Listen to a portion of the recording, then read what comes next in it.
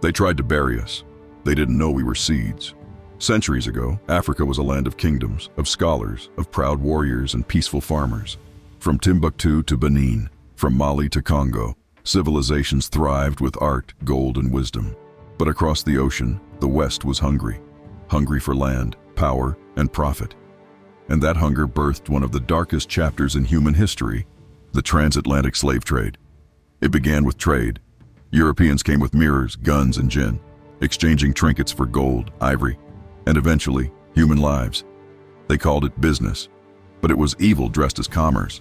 Tribes were divided, kings were bribed, villages were raided, families torn apart under the moonlight, children screaming as chains locked around their necks. They were marched for miles, barefoot, beaten, and branded, then packed into ships so tightly they couldn't move. The smell of death filled the air as thousands perished before ever seeing land again. Those who survived crossed the Atlantic, never to see home again. The West called it civilization. Africa called it the nightmare that never ended.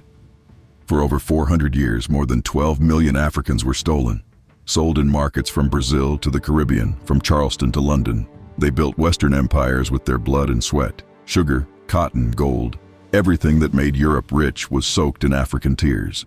And yet, even after the chains were broken, the damage remained. Communities were destroyed, languages lost, spirits shattered. Africa was left bleeding, while the West grew powerful on the backs of its stolen children. The story of slavery is not just about the past, it's about the scars we still carry, in our divisions, our struggles, and our silence. But Africa's spirit did not die. From the ashes of pain, we rise, remembering, reclaiming, and rebuilding, because the truth may have been buried by history. But the ancestors are still speaking, and they say, never forget. They tried to bury us. They didn't know we were seeds.